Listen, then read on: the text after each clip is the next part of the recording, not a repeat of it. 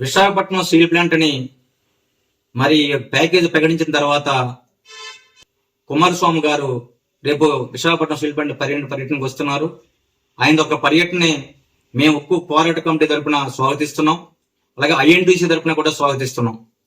ఆయన గత 4 నెలల క్రితం విశాఖపట్నం స్టీల్ ప్లాంట్ సందర్శించి విశాఖపట్నం స్టీల్ ప్లాంట్ కి మంచి steel plant, best steel plant, ఇలాంటి స్టీల్ ప్లాంట్ ఇండియాలో ఎక్కడా లేదు, ఇలాంటి స్టీల్ ప్లాంట్ ప్రైవేట్ పరం చేయకూడదు, ఇది ప్రభుత్వ రంగంలో కొనసాగించాలి అని చెప్పి ఆయన చెప్పడం జరిగింది. దీనిని కృషి చేస్తాను, ప్రధానమంత్రి గారిని ఒప్పించి ఈ స్టీల్ ప్లాంట్ రివైవల్ ప్యాకేజ్ కానీ పూర్తి పరిష్కారం కూడా చేస్తామని చెప్పి చెప్పడం జరిగింది. ఆ మాట ప్రకారం ఆయన గత 4 నెలల నుంచి కూడా కేంద్ర ప్రభుత్వంతో పోరాడి అలాగే రాష్ట్ర ప్రభుత్వం సహకారం కూడా తీసుకొని విశాఖపట్నం స్టీల్ ప్లాంట్ కి 11,440 కోట్లు రివైవల్ ప్యాకేజ్ అనేది మరి కేంద్ర క్యాబినెట్ ఒప్పించడం జరిగింది. అందులో 10,300 కోట్లు ఈపీటీ కింద, మిగతా 1,140 కోట్స్ కూడా దీనికి ప్రభుత్వ షేర్స్ కింద మరి చేయాలని చెప్పి ఆయన కేంద్రం క్యాబినెట్ నిర్ణయించింది. దాన్ని మేము స్వాగతిస్తున్నాం. అయితే ఇది ఓన్లీ తాత్కాలిక ఉపశమనం మాత్రమే, ఇది టెంపరీ సొల్యూషన్ మాత్రమే. ఈ ప్లాంట్ పూర్తిగా నడవాలి, లాభాల బాటలో నడవాలి అంటే దీని మైన్స్ కావాలి, ఐరన్ ఓర్ మైన్స్ కావాలి. అది కేటాయించి గత 40 సంవత్సరాల నుంచి కూడా అడుగుతున్నాం. అన్ని స్టీల్ ప్లాంట్ కి ఐరన్ సొంత ఓర్ మైన్స్ ఉన్నాయి, iron ore mines, capital mines ఉన్నాయి. విశాఖపట్నం స్టీల్ ప్లాంట్ లేవు కాబట్టి వెంటనే వాటికి కేటాయించాలని చెప్పి మేము కేంద్ర ప్రభుత్వం డిమాండ్ చేస్తున్నాం. అదే విధంగా దీనికి పరిష్కారం ఏంటంటే ఒక మైన్స్ కేటాయించ అయినప్పుడు సేల్ దగ్గర 200 years సరిపడగా ఐరన్ ఓర్ మైన్స్ ఉన్నాయి, అలాగే కోల్ మైన్స్ ఉన్నాయి. కాబట్టి దీన్ని సెయిల్లో విలీనం చేస్తే సేల్కి బాగుంటది, ఆర్ఐఎన్ఎల్ కూడా బాగుంటది. పక్కనే పోర్టు పక్కనే సోర్ బేస్డ్ స్టీల్ ప్లాంట్ కాబట్టి సెయిల్ వాళ్ళు కూడా ఈ పోర్టును వాడుకొని మంచి లాభాలతో సెయిల్ ఆర్ఐఎన్ఎల్ కలిపితే మంచి లాభాలు వస్తుంది, ఒక పెద్ద కంపెనీ అవుతుంది అని చెప్పి కేంద్ర ప్రభుత్వానికి మేము సలహా ఇవ్వడం జరిగింది. అయితే వాళ్ళు టెంపరీగా ఈ ప్యాకేజ్ తీసుకోండి అని చెప్పి చెప్పడం జరిగింది.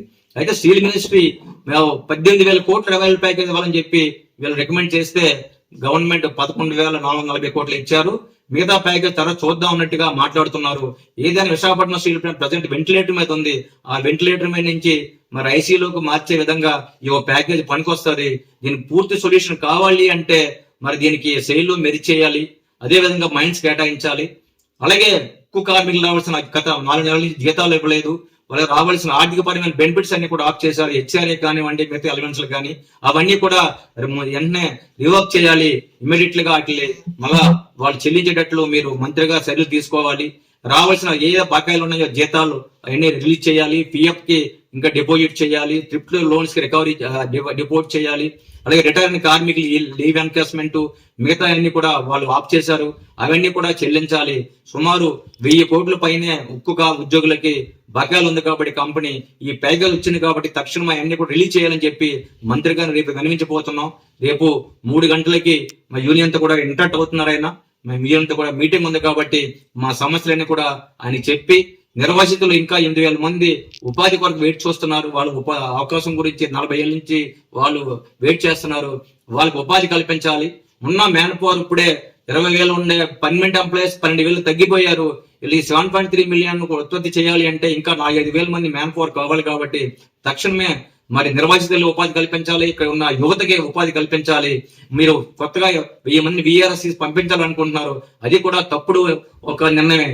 అలాగే ఈ 3 సంవత్సరాల్లో 4,000 మంది రిటైర్ అవుతున్నారు పర్మనెంట్ కార్మికులు.